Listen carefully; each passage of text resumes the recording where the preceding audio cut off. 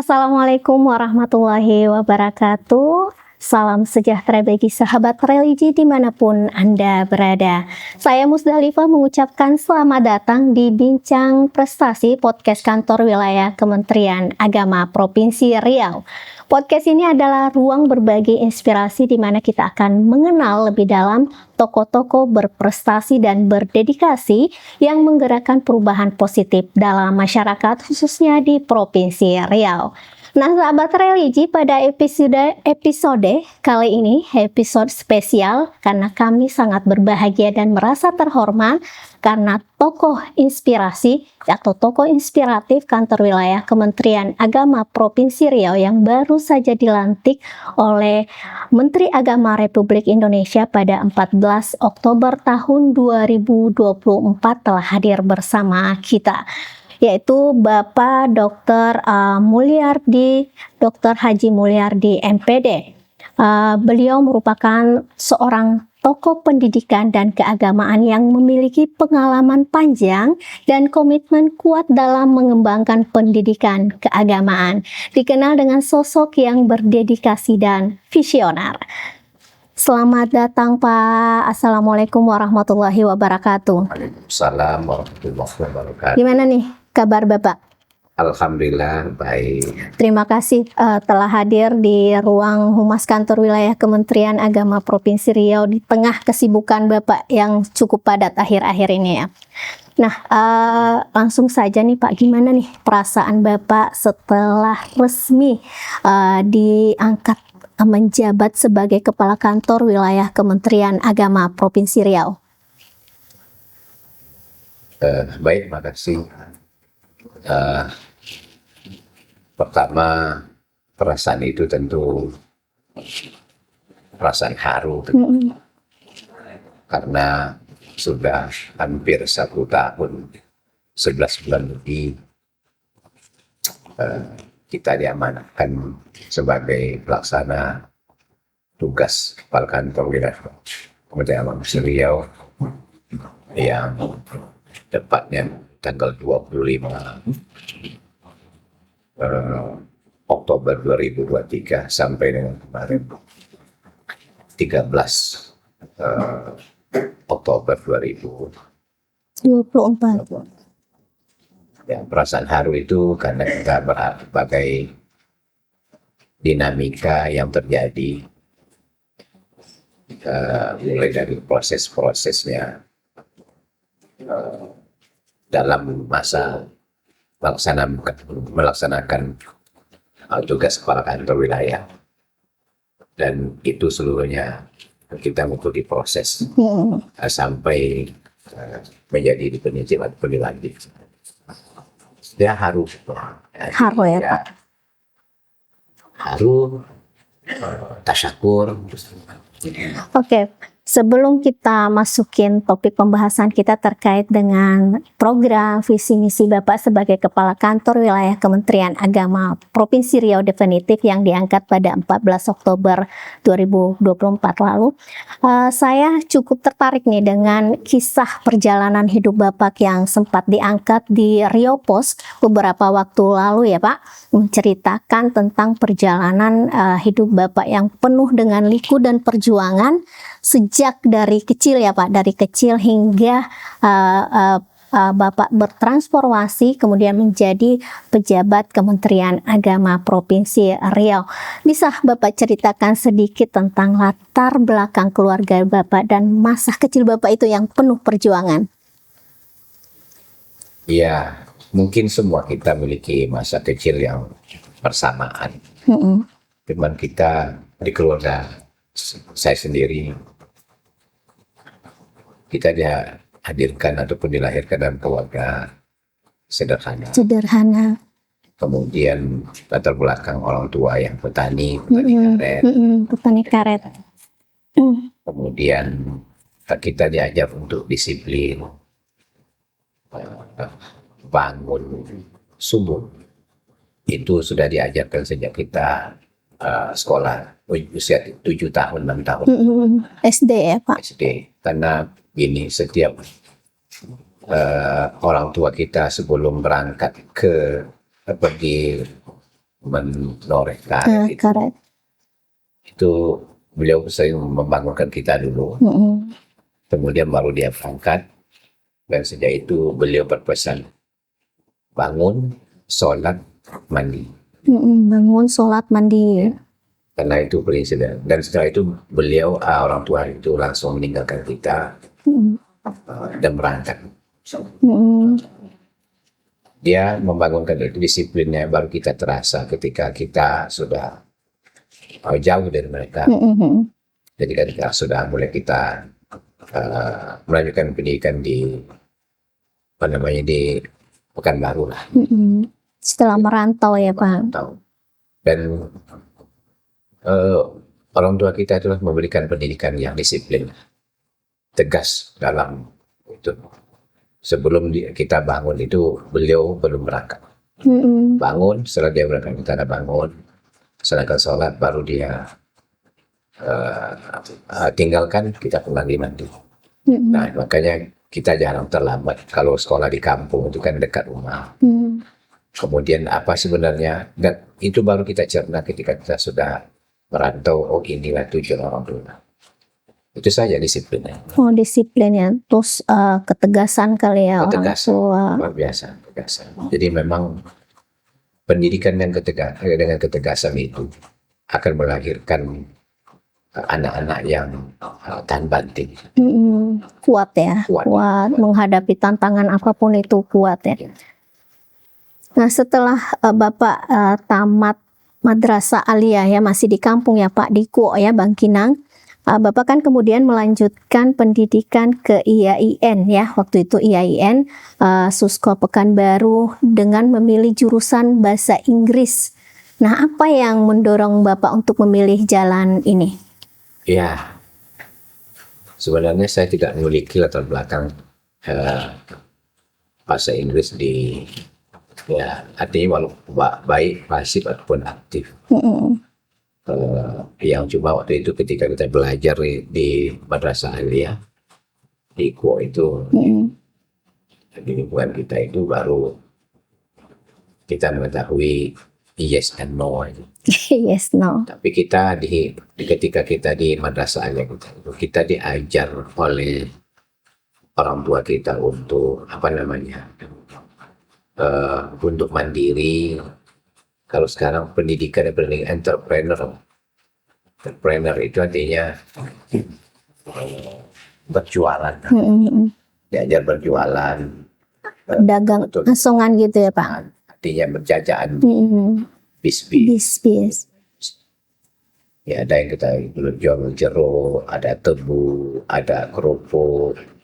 Pada waktu itu jajan ada penumpang yang ada di bis itu. Nah seketika waktu itu adalah penumpang rombongan pada waktu itu yang kebetulan penumpang itu adalah bule ya. Kalau itu kita nama bule orang barat gitu. Ya kita asik aja karena untuk asing bagi kita kan. Salah satu dari orang teman kita yang bisa pada waktu itu berbahasa Inggris, jajannya laris ya. Dia dibeli oleh orang bule kan. Nengok kita itulah mulai awal termotivasi kita untuk kok beliau bisa bahasa Inggris, kok kita enggak. Rupanya dia sudah menonton. Ya, artinya dalam dibeli ataupun jajan dilaku dibeli oleh bule itulah yang membuat kita motivasi untuk mengetahui bagaimana belajar bahasa Inggris. Nah sehingga ketika tamat Madrasah Aliyah di Madrasah Aliyah pilihan dari bahasa dulu. Ya kita melanjutkan studi dulu. Ada jurusan tadris Bahasa bahasa Inggris. Nah kita nekat aja gitu. Memang pada waktu itu di semester pertama itu orang tua tidak mengetahui itu, kakak tidak mendukung. Kok bisa ngambil bahasa Inggris? Padahal tidak ada latar belakang, tidak drop out nanti. Dia bilang, saran mereka, robah lagi jurusan. Enggak. Saya bilang, saya jalani. Jadi saya jalani, ibaratnya memang nilai itu pada awalnya memang biasa-biasa saja. Biasa saja. Sampai semester 1 biasa, 2, biasa 3. Tapi alhamdulillah 4, 5, 6 itu sampai terakhir dari kita 33 orang yang satu kelas itu, yang di kelas itu yang paling saya nomor 3. Saya nomor 3 Terbaik. ujian sarjana. Oh, Yang sudah ujian sarjana pakai skripsi. pakai skripsi bahasa Inggris. Bahasa Inggris. Ya, pakai skripsi bahasa Inggris. Sehingga kawan-kawan yang lain heran. Kok bisa kamu ya? Tapi kan itu kenyataannya, ibaratnya kita lihat kawan-kawan kan nggak punya kecakapan, nggak punya ya, speakingnya bagus, structure-nya bagus, pronunciation-nya sudah bagus, kemudian apalagi reading comprehension-nya bagus, listening comprehension-nya bagus. Kita ada apa adanya, tapi kita tukar. Nah, dalam writing kita kolaborasi dengan karena puncak dari habis teori itu adalah writing paper atau disebutnya menulis skripsi bahasa Inggris ya Pak. Sambil kita fokus itu nomor 3 saya waktu itu di kelas itu yang urutan ketiga yang lulus tamat. Padahal biasa-biasa saja Kak Pak. Tuh apa yang maksudnya apa langkah-langkah Bapak sehingga bisa menjadi nomor 3 selesai di bahasa Inggris di kelas Bapak ini? Saya termotivasi belajar ya. Dan saya termotivasi belajar dengan kawan sejawat yang tentu kualitasnya lebih tinggi pada saya. Yang lebih jago ya Pak. Jago, ibaratnya apakah setiap ada tugas-tugas writing, structure, kemudian vocabulary, kemudian apalagi itu reading. Saya bertandang ke rumahnya. Bertandang malam ke rumahnya, tidur besok ambil tugas, saya lihat bagaimana dia memberikan arahan kepada saya ingat sampai hari ini. Ini yang harus dibikin, bagaimana menyusun sebuah kalimat dalam menulis itu. Kalimat itu kan ada terdiri subjek ya.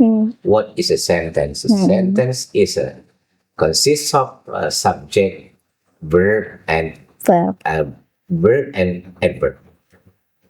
Kalimat itu adalah terdiri dari subjek, kata kerja, kemudian keterangan. Nah, itulah dalam bahasa Inggris. Berarti rajin bertanya ya Pak, rajin bertanya dan serius. Alhamdulillah kawan yang saya dapatkan kalau di terus sehingga masih ada kontak-kontak, kita komunikasi, saling kunjung-mengunjung juga. Berarti disitulah akhirnya disitulah mulai kita menata.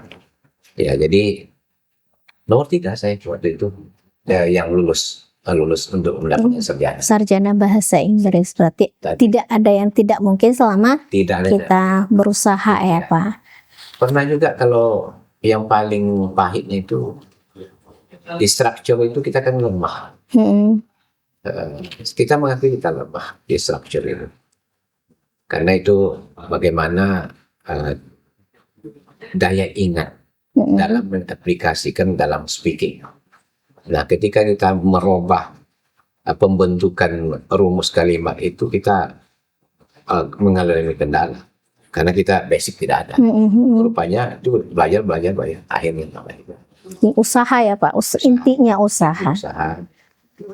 Itu ya kita akui nilai kita tidak. Nah, nilai kita tuh memang biasa-biasa. Masih standar. Tapi lulus. Nah, okay. Pak, sedikit tentang masa kecil Bapak yang sempat berjual atau menjadi pedagang asongan ya istilahnya, yaitu menjajahkan jajanan di bus-bus yang lewat di kampung ya, di Kuah atau di Bangkinang saat itu. Nah, bagaimana Bapak membagi waktu antara belajar terus juga mungkin ada aktivitas lain gitu dengan mencari jajan atau mencari rezeki dari berjualan atau mungkin membantu orang tua dan sebagainya. Jadi begini, kalaulah di hari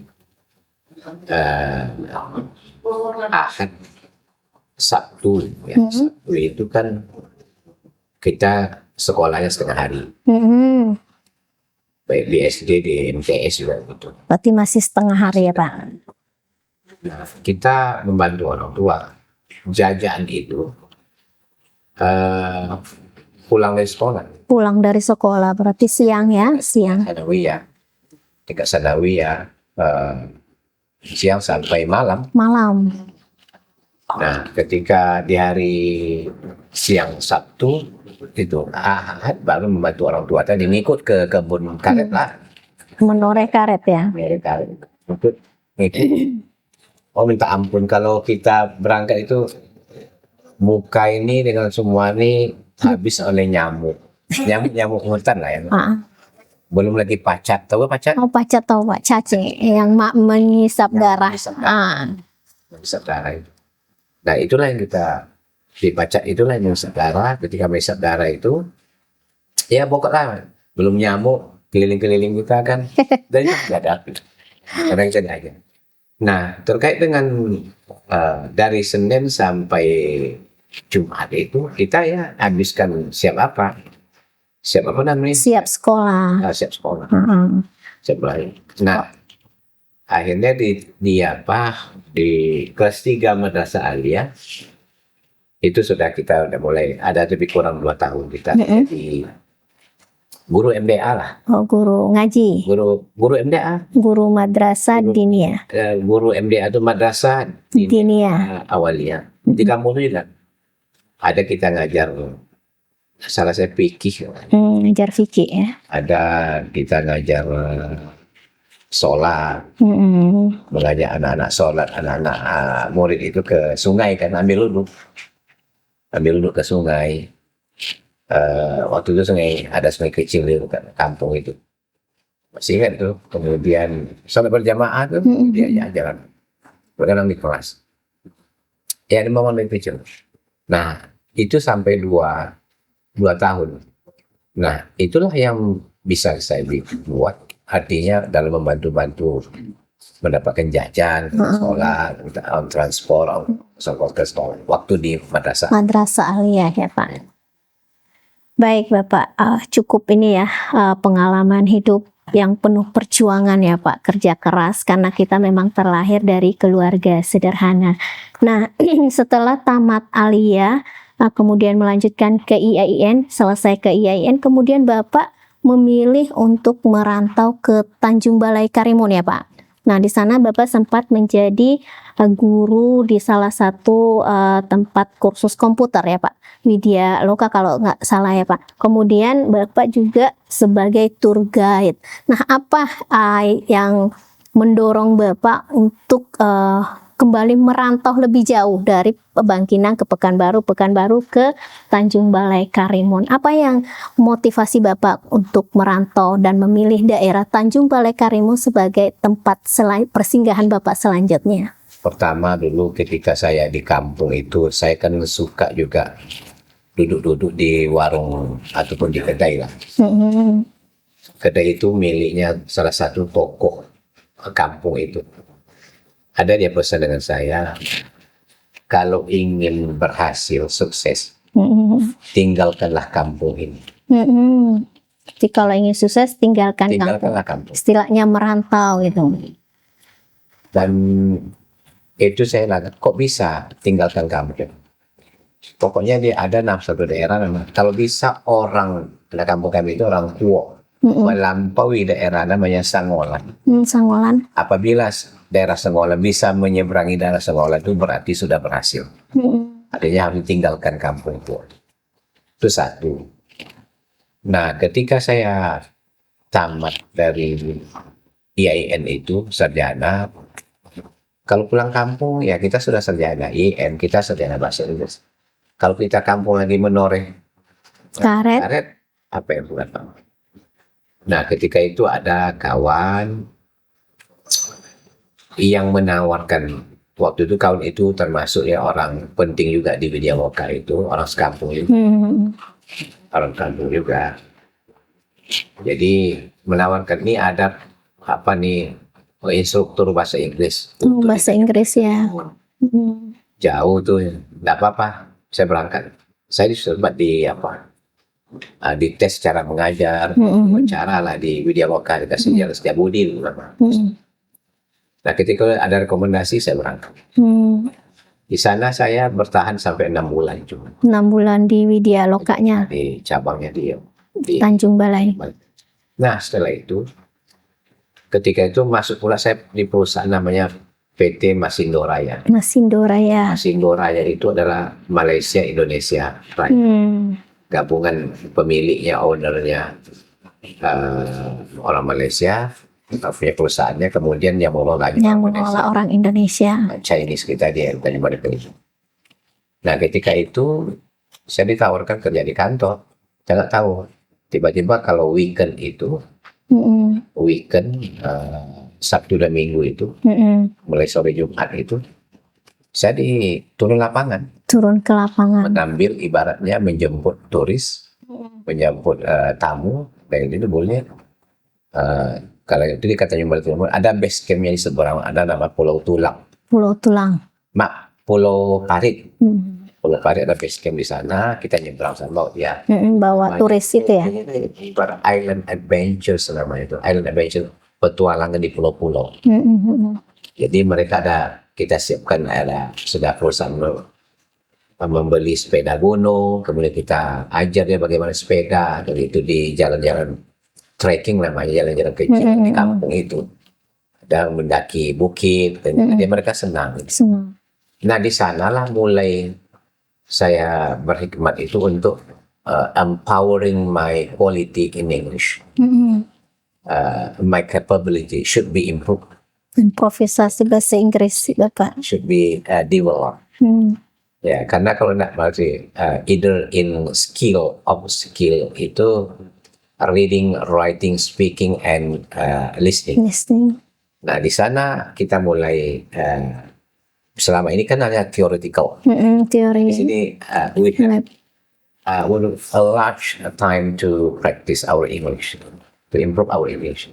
Kita punya kesempatan untuk meningkatkan bahasa Inggris. Dengan berpraktek langsung dengan orang-orang yang benar-benar dari negara luar ya Pak. Like England, kemudian American. We know how to speak in dialect American style, and dialect Britain ataupun England style. Ya, kita punya itu. Kita tahu gaya-gaya bahasa masing-masing ya. Nah, oleh sebab itu makanya ketika itu saya memang betul memiliki kesempatan untuk practice my own English. Karena kan berkomunikasi langsung, bertemu langsung dengan foreigners, ya orang asing itu. Apa yang terasa yang paling istimewa saat itu yang Bapak rasakan? Ya, I feel confidence my practice my skill in English. So the intonation, the pronunciation is a very complexity, perfect.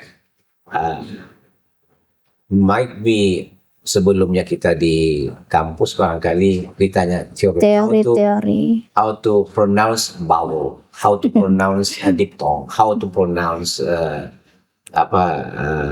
vowel, diphthong, and any others vowels. Sounds produced in the tongue, lips, even in the throat. Ya, pengucapan ya Pak ya. Nah, di sanalah mulai kita mengerti dialek dalam bahasa Inggris. Karena membiasakan diri juga kan ya Pak. Nah, tentu menjadi tour guide sepertinya Bapak sangat menikmati ya, sangat menikmati. Dan karena di sana banyak pengalaman Bapak peroleh, mulai dari mungkin mengasah kembali kemampuan bahasa Inggris, memperdalam kembali dialek-dialek bahasa Inggris, dan bertemu dengan orang-orang baru gitu ya Pak, dari luar gitu kan. Nah, kemudian kenapa Bapak memutuskan untuk mengikuti CPNS sebagai guru di Kementerian Agama ini? Ya, beside empowering my capability in English, so to have such kind of expectation.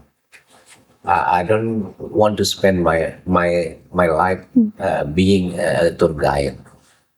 I just change my life. Jadi Ingin merubah. merubah situasi saya, ya nggak kemungkin selamanya. Enggak mungkin selalu jadi tour guide.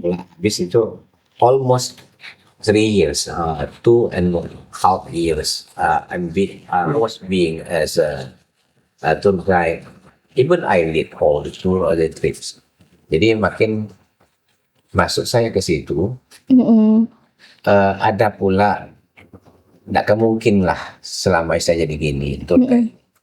Saya haruslah merantau lagi. Nah, CPNS juga kayaknya. Makanya cobalah pada waktu itu ke Tanjung Pinang. Mungkin ada keluarga jauh di Tanjung Pinang itu. Ya, saya coba pula lah. Coba dulu. Iya, guru bahasa Inggris dia ada. Coba dites juga oleh guru yang hari terima besok masuk katanya. Buat permohonan. Saya mohon dulu lebih kurang 2 tahun di Tanjung Pinang. Tanjung Pinang di MTS Negeri 1 Tanjung Pinang. Ya, itu dekat Jalan Pramuka waktu itu. Jadi sempat ya Pak, sebelum PNS sempat jadi guru Inggris di Tanjung Pinang. Nah, ketika ada penerimaan lowongan, kita apply, kita melamar.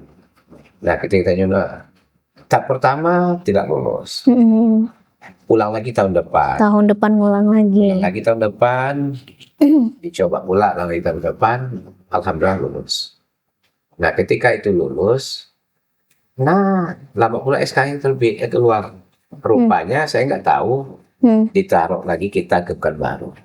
Oh, balik lagi ke Pekanbaru. SK-nya, tepatnya di MAN 2 model. MAN 2 model Pekanbaru ya, MAN 2 Pekanbaru saat ini ya. Nah, itulah dia perjalanan. Oke.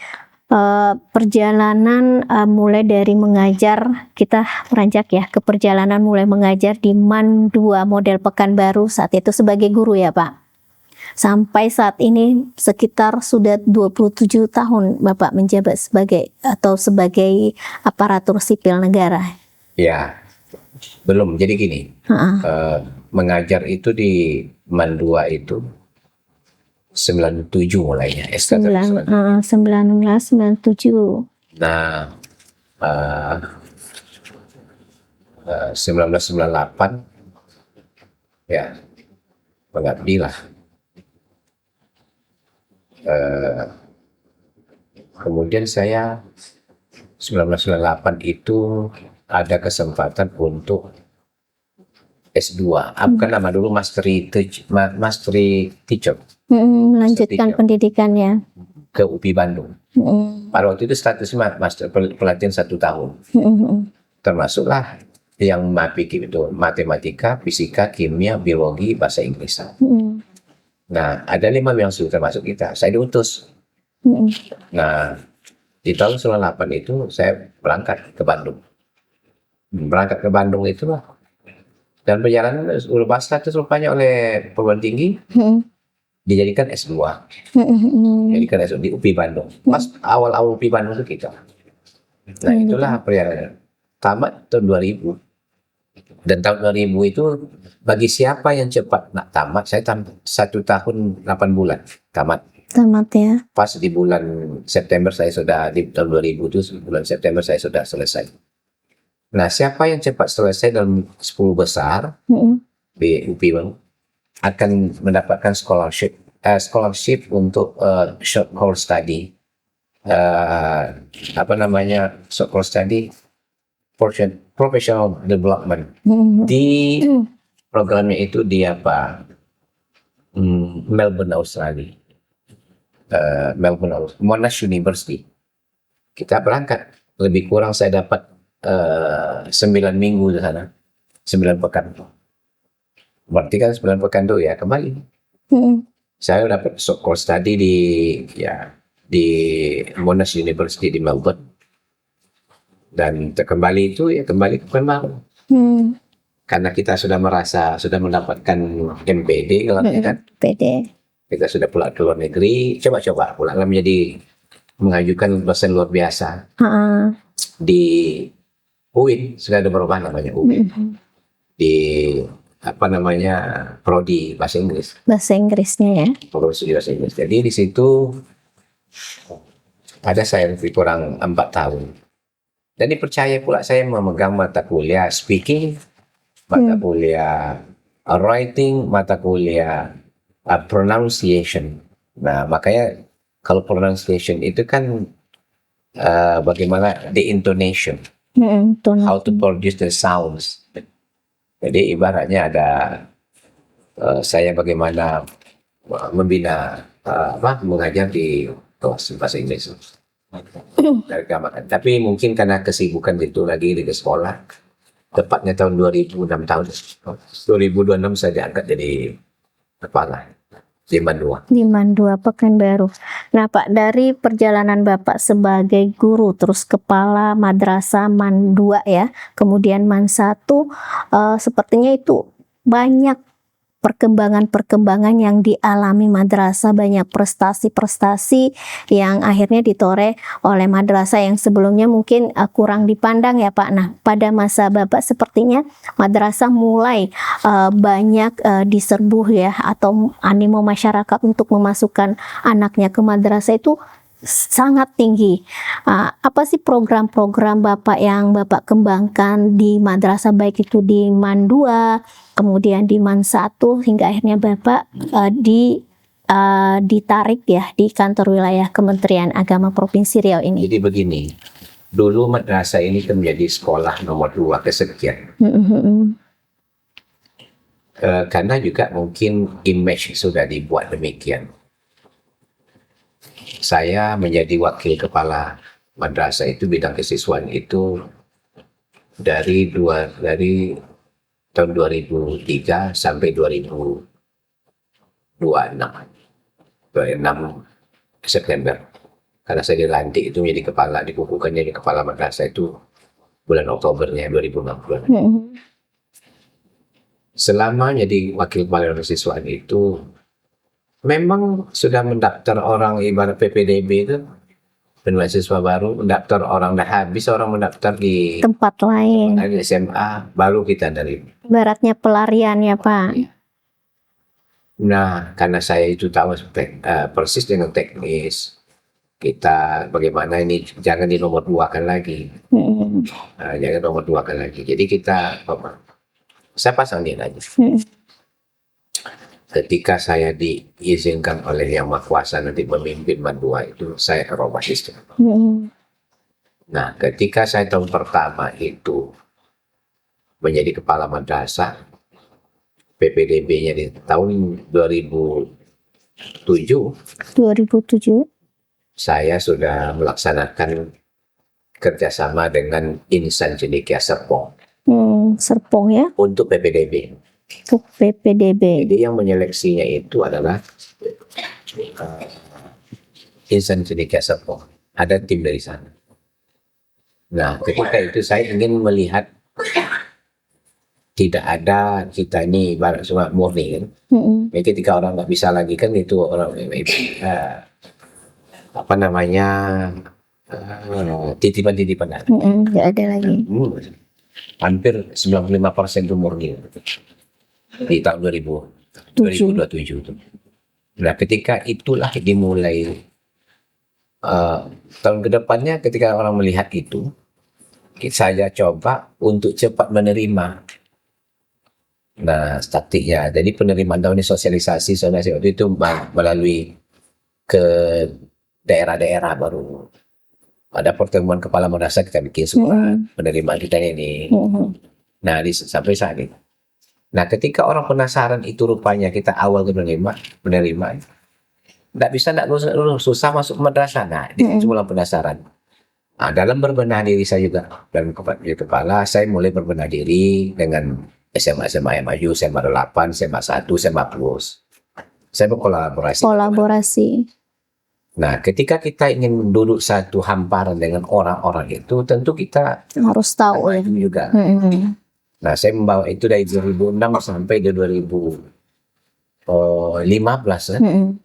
Dari 2015 itu memang saya kerja kerjasama dengan Imanisan Cili Sempong, ada program magang kita, orang guru-guru saya kirim ke Imanisan Cili Sempong, bagaimana orang Untuk belajar ya. komitmennya itu. Nah itulah kita tata terus. Jadi ketika orang penasaran mencoba-coba lagi, nampaknya ya kita kuatkan tidak hanya di bidang sains, tetapi juga bagaimana kita menginovasi, mengembangkan kurikulum bersifat berbasis pasar. Berbasis pasar yang saya ingatkan itu adalah kurikulum itu kita kan kurikulum nasional. Kurikulum nasional itu tetap madrasah itu kan sekolah umum berciri khas Islam. Islam. Ya itu aja. Apa yang pelajari SMA, apa yang pelajari sekolah umum kita pelajari sini. Pelajarin juga. Sama kurikulum. Namun kita kembangkan berbasis pasar. Apa sih keinginan orang tua? Kita teli, kita buat dalam bentuk angket melalui bimbingan counseling. Anak bapak, anak ibu setelah masukkan lolos di MAN 2 ini mau masuk kemana nanti? Kita jawab itu. Betul. Jadi kita dengan berdasarkan angket itu kita isi, kemudian kita panggil orang tua. Dan di dalam kita konsolidasi dengan ini loh anak-anak kita mau ke nanti. Gurunya juga kita upgrade. Kita workshop sering. 1 kali 2 bulan, 1 kali 3 bulan kita workshop. Berarti kualitas ya, kualitas kita buktikan Ya, sehingga kualitas. masyarakat pun percaya. Ada yang menginginkan anak kami mau dia sainnya mumpuni, kemudian ibadahnya, agama kuat. Nah itulah kita giring terus. Amalia yang disunnahkan oleh agama kita, kita coba itu menjadi kewajiban di madrasah kita. Contoh, ya salah sunnah rawatib itu ada qobliyah, ada yang ba'diyah. Ada yang ba'diyah, dan itu kita jadikan anak itu awal memang dipaksa, berat tapi ya. menjadi kebiasaan mereka. Qobliyah, ba'diyah, kita memberikan pemahaman kepada anak-anak kita. Dan itu belum duha lagi, belum apalagi namanya programnya Iftar Jama'i. Iftar Jama'i itu Senin dengan Kamis itu anak-anak diarahkan untuk puasa Senin Kamis. Kemudian dia ada Iftar Jama'i, ada 1 kali dalam 1 bulan itu ada berbuka bersama. Nah itu dibiayai oleh sekolah, oleh madrasah. Untuk motivasi mereka. Luar biasa ya program-program yang Bapak kembangkan untuk memajukan madrasah saat itu, dan efeknya atau imbasnya, outputnya sampai sekarang madrasah sangat diincar oleh orang tua ya Pak. Alhamdulillah. Baik Pak, kembali ke perjalanan Bapak mulai dari karir atau bertransformasi di Kementerian Agama hingga hari ini menjadi Kepala Kantor Wilayah Kementerian Agama Provinsi Riau. Apa sih yang menjadi motivasi program ataupun visi misi Bapak sehingga Bapak ingin menjadi Kepala Kantor Wilayah Kementerian Agama Provinsi Riau ini? Setelah melewati tahapan seleksi dan perjalanan yang cukup panjang. Tidak banyak. Yang pertama tentu dimulai dari pribadi kita.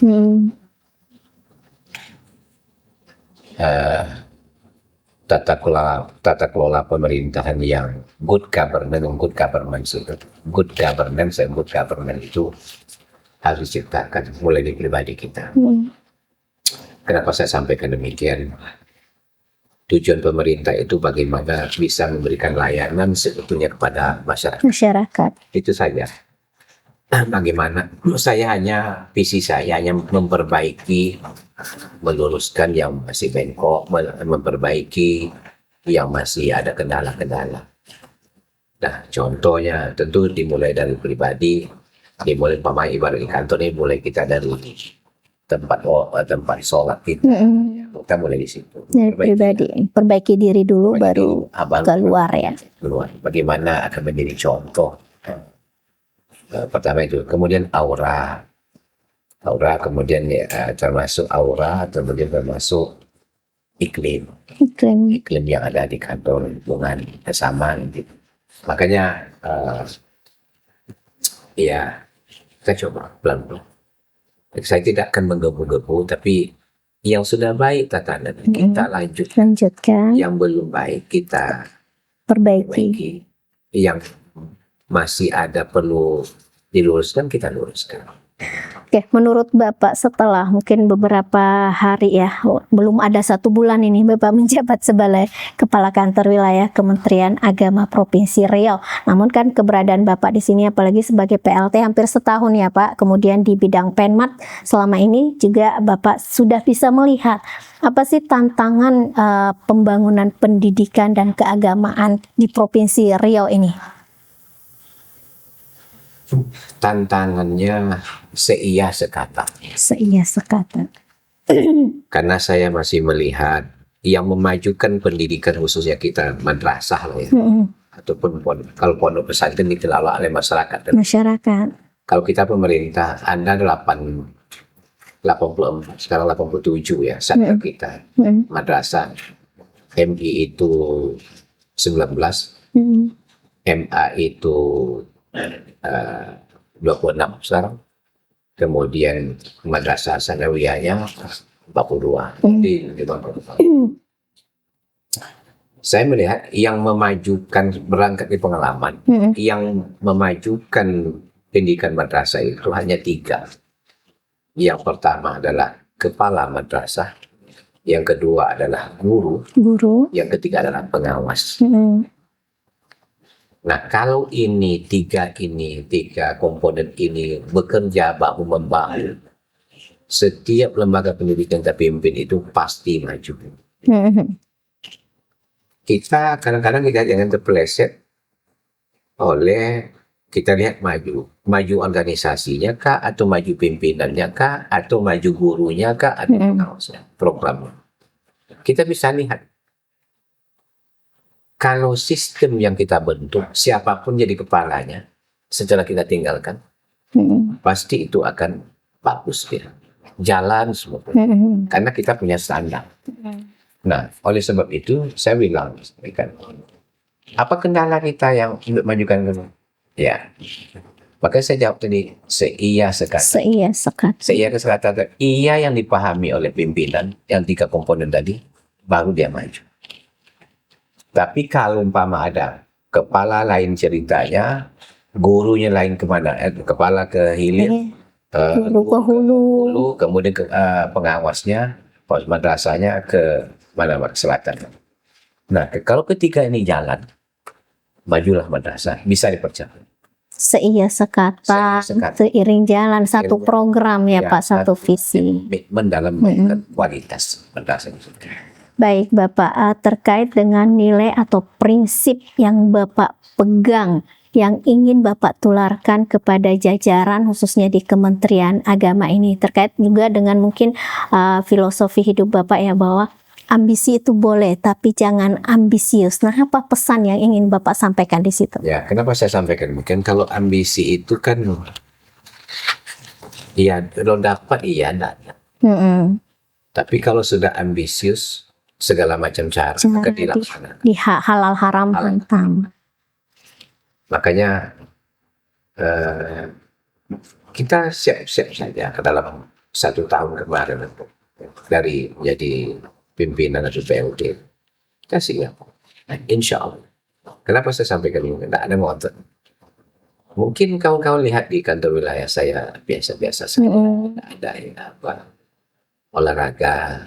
Mau hobi olahraga kan? Iya, mobil. Olahraga, hiburan, kemudian kinerja, itu fokus. Apa yang kira-kira kinerja yang kira menghambat, itu kita fokus. Nah, satu saja nih, kalau ambisius itu perilaku. Kalau ambisi itu bukan perilaku, dia usaha. Kalau ambisius itu kan perilaku, ibaratnya apapun dilakukan kalau ambisius. Tetapi kalau ambisi itu ya ikhtiar, tetap ada batasnya. Kalau iya ada yang mengendalikan itu, yang mengatur. Itu saja. Oke Pak, terkait tadi dengan program ya Pak, tadi kita sudah membahas tentang madrasah ya yang seia sekata, dan bagaimana dengan lingkup Kementerian Agama itu sendiri, provinsi, kabupaten, kota, Apanya tuh? Yang ininya program yang akan kita ini kan terapkan. sebenarnya kita sudah ada semboyannya. Mm-mm. Madrasah bermutu, madrasah mendunia. Mm-mm. Madrasah hebat, madrasah bermutu, madrasah mendunia. Itu sudah ada di slogan itu. Kalaulah kepala madrasahnya itu memahami apa ya, madrasah hebat, apanya hebat? Pengelolaan Bang. Kemudian madrasah bermutu, apanya yang bermutu? Kemudian madrasah mendunia, sampai di mana alumni kita pada dan itu sebenarnya. Jadi Kalau untuk misalnya untuk KUA, penyuluh dan sebagainya, apa yang bisa kita kembangkan atau tantangan apa yang harus kita majukan lagi di sana? kalau KUA itu ujung tombak dari Kementerian Agama di kecamatan. Mereka memiliki dua fungsional yang bisa difungsikan. Pertama penghulu, yang kedua penyuluh. Nah, penyuluh ini tidak hanya sendi tatanan tatanan regulasi harus sampaikan kepada masyarakat, akan tetapi juga meredam kepentingan etnis ataupun agama. Di sanalah mulai konflik keberagaman itu datang ketika hadir penyuluh, insya Allah. Ya, hadirnya penyuluh, hadirnya di tingkat kecamatan, insya Allah konflik keberagaman yang ada se-Indonesia sudah setaranya akan tuntas, Pak. Makanya kepala kantor urusan agama dengan dua fungsionalnya, yaitu penyuluh dengan penghulu, apabila dia bisa memberdayakan ini, saya yakin percaya negara kita aman. Baik Bapak, sebelum kita akhiri bincang-bincang kita pada hari ini, apa nih pesan dan harapan Bapak untuk seluruh jajaran Kementerian Agama dan juga masyarakat Riau dalam mewujudkan program visi misi pendidikan keagamaan khususnya dan keagamaan? Silahkan Pak. Baik, pemirsa yang dimanapun berada, selaku Kepala Kantor Wilayah Kementerian Agama Provinsi Riau, saya hanya memberikan pesan kepada seluruh ASN di lingkungan Kantor Wilayah Kementerian Agama Provinsi Riau. Yang pertama, saya berpesan kepada kita semua bahwa setiap bertindak dan berlaku dalam menjalankan fungsi ataupun kinerja ataupun pekerjaan di kantor dimanapun kita berada, seringlah berpegang atau mendapatkan pedoman dari juknis ataupun regulasi ataupun yang disebut dengan aturan yang berlaku. Jangan coba-coba mengangkangi, melanggar aturan-aturan yang telah, apakah itu bersifat turunannya Perpres, kemudian KMA, PMK, kemudian Perdirjen, itu harus diikuti.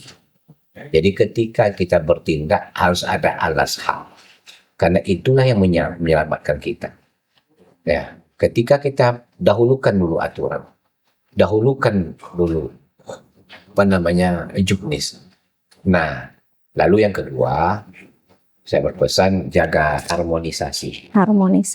Kita ini adalah lembaga Kementerian Agama yang bukan mengurus satu agama.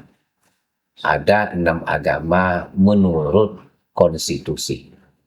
Nah, yang ada mulai dari Islam, kemudian Kristen Protestan, kemudian Hindu, Buddha, kemudian Konghucu.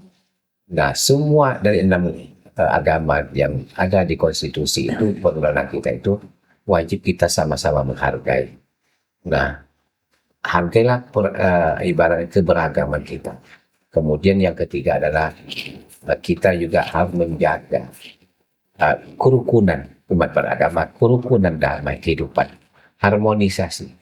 Harmonisasi itu penting, apalagi kita menjadi pelopor moderasi beragama, khususnya apatah lagi kita menjadi aparatur sipil negara di Kementerian Agama.